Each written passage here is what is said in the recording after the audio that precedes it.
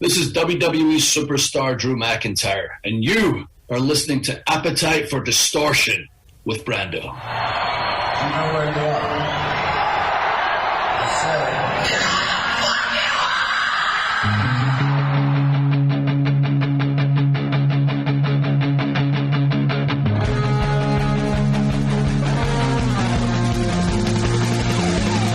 This is Appetite for Distortion.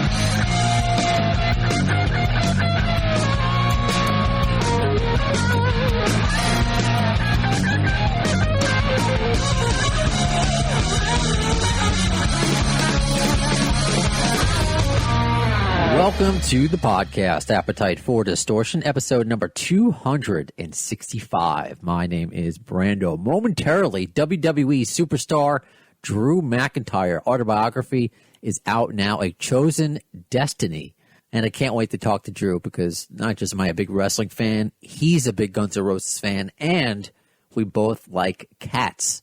An interesting thing is, if you are a fan of this podcast, you are aware that I sometimes run these guys their radio promotional tours. So I'm on the phone with Drew for 2 hours, but we're going from station to station.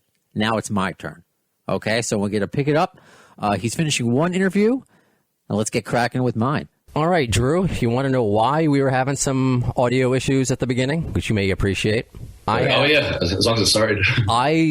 So you said you have 4 cats, correct? Currently right now? I heard you... Yes, I do. I'm looking after 2 of her mother's cats on top of my 2 cats. Okay. I have 3 cats, one of which you can currently see in my profile picture right now.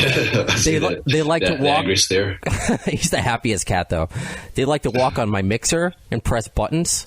So there was a button that was pressed that should not have been pressed. So I realized. Okay. And the reason why I'm kind of explaining this story to you now, I'm actually your next interview. I'm going to be. Oh, really? Yeah. That's. Oh, sweet. Did you tag me at all on social media? I did. I wasn't. Because I saw it was a GunsNRoses fan site, and I just thought, I get a lot of messages saying similar stuff. I just thought it was someone who was mental. I didn't realize it was you. Well, that's true. We'll get into that, actually. I mean, you could say no. Do you want to? You can see me, right? But you want to see? You can see my entire GunsNRoses background behind. So I can. So that was me, and because I work for Premiere. I have this podcast on the diehard app. It's on Q104.3, Appetite for Distortion. And, I'll interview former, GNR members, current ones, but I try to find that 6 degrees of GNR bacon instead of Kevin Bacon. And I saw that and I'm a wrestling fan. I love wrestling. And we'll get into the fact that both of our favorite wrestlers of all time is Bret Hart. So Cats and Bret Hart, why we're friends already. Heck yeah. That's awesome. And GunsNRoses is on top of it. I'll need to start listening to your radio show. Thank you. That's awesome. And I'll kick off with that because I read that you listened to GunsNRoses to prep for your WrestleMania match with Brock Lesnar. So are you a fan? Like you're a big GNR fan? Huge GNR fan. Like GunsNRoses are in my regular rotation. I listen to all kinds of music from every genre. But yeah, my friend and I at high school, kind of I don't know what age we were when we started listening to them, like 11, 12, I guess.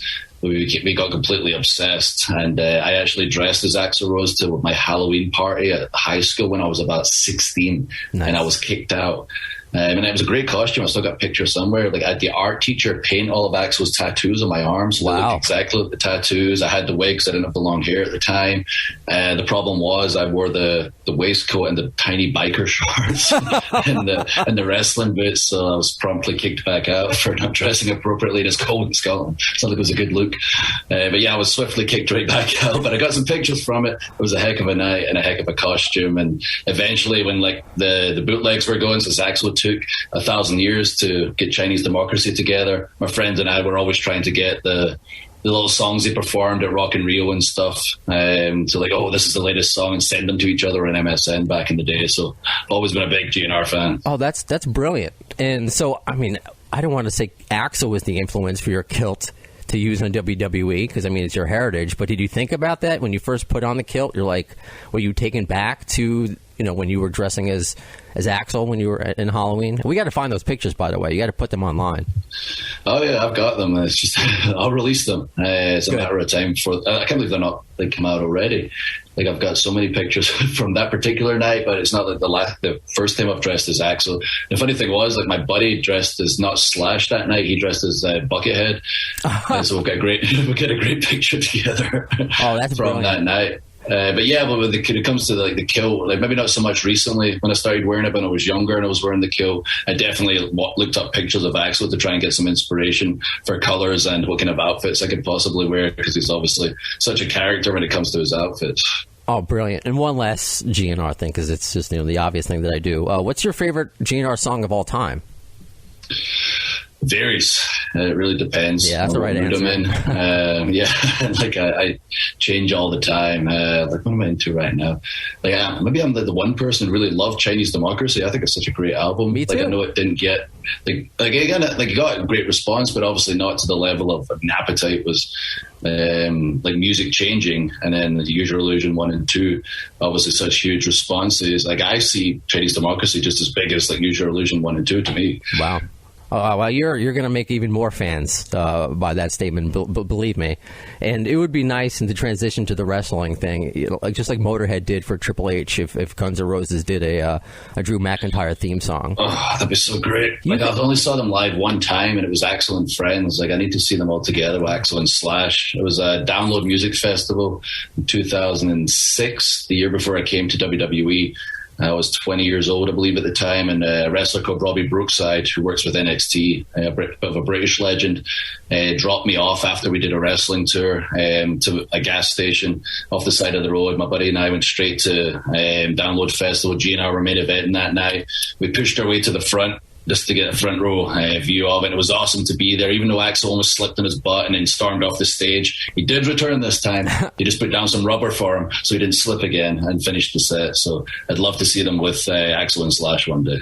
Oh, brilliant. Drew, I mean, you are now, I'm not blowing smoke. I mentioned the beginning that Bret Hart, he's been like my favorite wrestler for so long. And even though I still watch the product, it's been very hard for me to identify with the wrestler.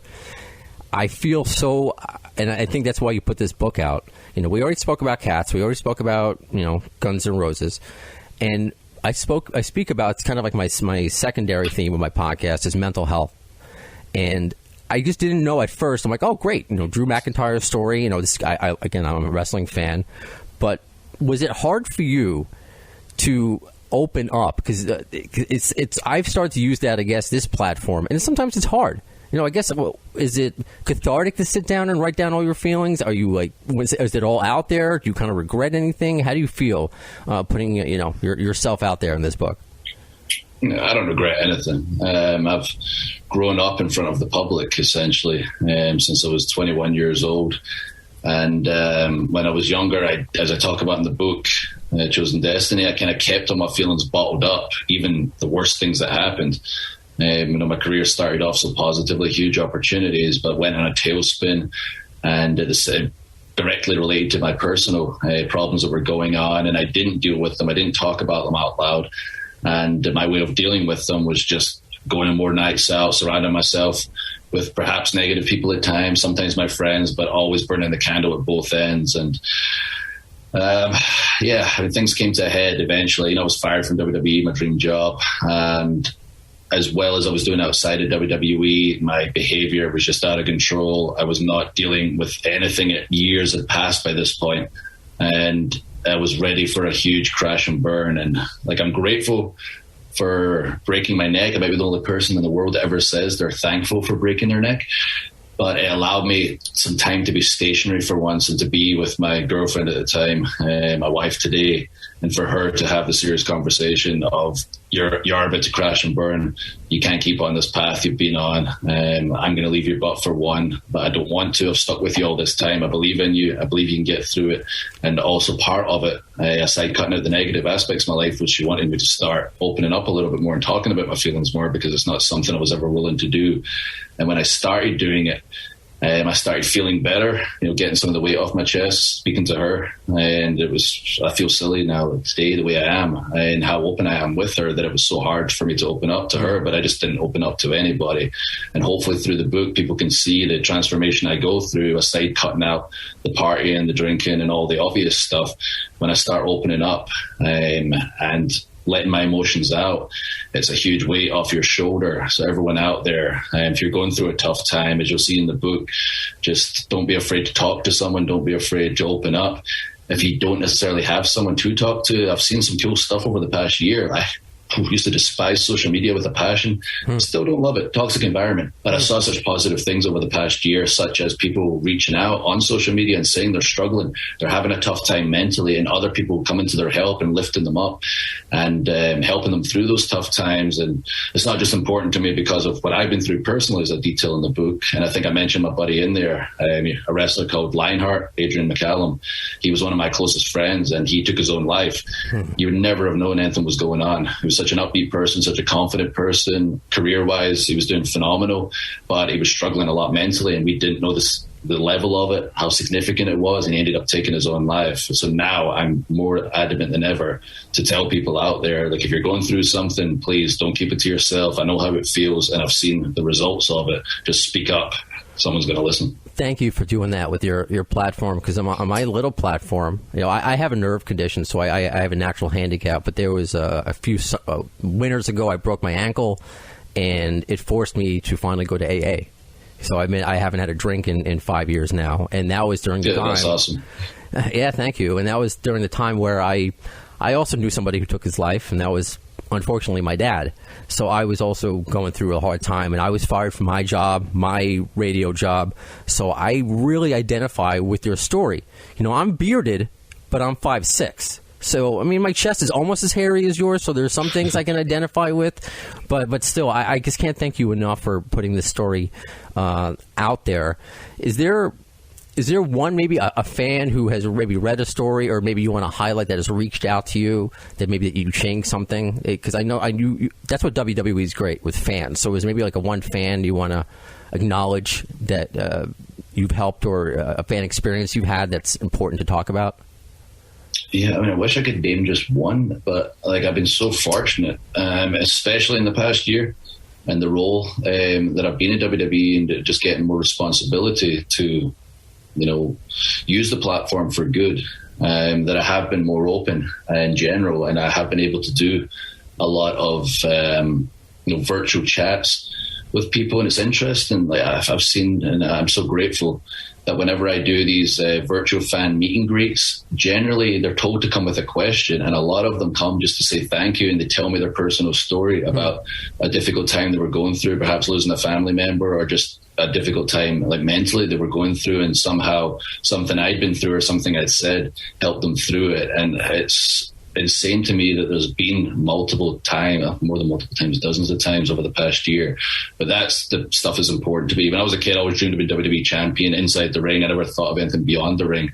But these days, I love being champion. I love representing WWE, but that's the most important stuff to me, is the outside the ring stuff, and the opportunities I'm afforded to make a difference in people's lives, be it working with the children's hospitals, the troops, and helping the fans out there get through a difficult time. And when I hear their personal stories, it means the world to me. And I encourage them when they read the book, if there's something in there in particular that helped them, just tweet it to me. I see everything. I see the stories every day. I was on the Cameo app with WWE for a while, and that was the coolest request I got. I'll be back on there soon.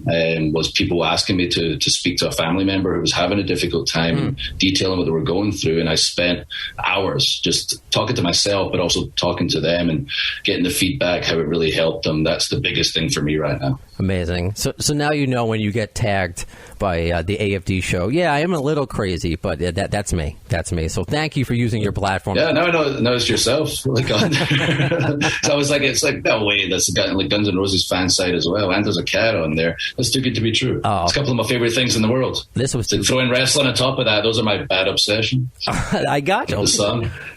Oh, Drew, you're too great. Thank you so much, and thank you for the Twitter follow. I appreciate that very much. Oh, no problem. No, it's actually you. And I'm going to start listening to the show. You can tell by the few things I said, I'm was obsessed, and I'm still obsessed to this day. I can tell. With Guns N' Roses. I can tell. I hope we get to do this again. More GNR, more wrestling, and honestly, with the mental health stuff, that means a lot. So thank you for using your platform for that. No, it's 100% how I feel, and I appreciate, you appreciate me, but anything we can do to help, if there's anything you've got going on that I can help with, just let me know. Thank you, Drew. Oh, thank you, buddy. I appreciate the time. And now we don't get to hang up because we're going to another station. We're going to go talk to Cameron in Oklahoma. So let me just let him in. All right. So as Drew is chatting with the next station, let me wrap up this episode, wrap up my interview portion with Mr. McIntyre. That was really cool. I really hope I get to speak with him again. I mean, you could tell he is a diehard Guns N' Roses fan. I was not expecting him to pull Chinese Democracy out. I mean, usually, I like Guns N' Roses. I like Appetite. No, he's the real deal. He is absolutely the real deal. And obviously, the kinship with the Cats is very important to me. And I think I now have my favorite wrestler. I've been looking for one, honestly, for a while. I mean, growing up, it was Bret Hart and Shawn Michaels. And during the Attitude Era, I certainly loved Stone Cold and D-Generation X and that whole thing. But in recent years, I mean, I like Braun Strowman, but now I got to root for Drew McIntyre to be the champion, to beat Braun and to beat Bobby Lashley. For those of you who are still following wrestling, it's fun. There's definitely a huge crossover, so I want to get more wrestlers on the show. I believe this is the second one, right? We had CM Punk, now Drew McIntyre. I certainly want to. I want to get on Kevin Owens, who's a big Guns N' Roses fan. Sami Zayn is a big GNR fan as well. I did get Domino. He used to be in the tag team Deuce and Domino. He retweeted me when I tagged him because he's part of the CM Punk story when they went to go see a GNR. They went to go see a GNR with Bumblefoot, so he retweeted me. I would love to get Domino on the show. But the big one I still think is Charlotte Flair. Charlotte is a big-time Guns N' Roses fan, has Patience tattooed on her, so that's certainly another bucket list interview of mine. And the fact that I get to do this all through the theme of Guns N' Roses and mental health. So thank you to those of you who have reached out to me throughout these episodes, whether it's like, in this one, I'm sure I'll get messages for Drew McIntyre talking about it, but whether it's Alan Niven or Doug Goldstein or we're talking about Scott Weiland, these things are important. We have to talk about them. Otherwise, it's going to continue to be the silent killer. To use that very rough but accurate phrase. So I'm always going to talk about it on this podcast when it's appropriate. It comes up. So the fact that we got to talk about Guns N' Roses and mental health with a, hopefully soon to be 3-time WWE champion, I think is something pretty special. You won't hear anywhere else and on any other podcast. So what is to come on the Appetite for Distortion program? Well, you have only one way to find out. Follow on social media, Facebook.com/The AFD Show, on Twitter @The AFD Show, Instagram, Appetite for Distortion. That's how the conversation continues in between these broadcasts. That's how you can submit questions to upcoming guests. That's how potentially you can co-host with me to talk to your favorite heroes about Guns N' Roses. All right, so until then, when will you see the next episode? Well, in the words of Axl Rose concerning Chinese Democracy, you'll see it, I don't know, as soon as the word.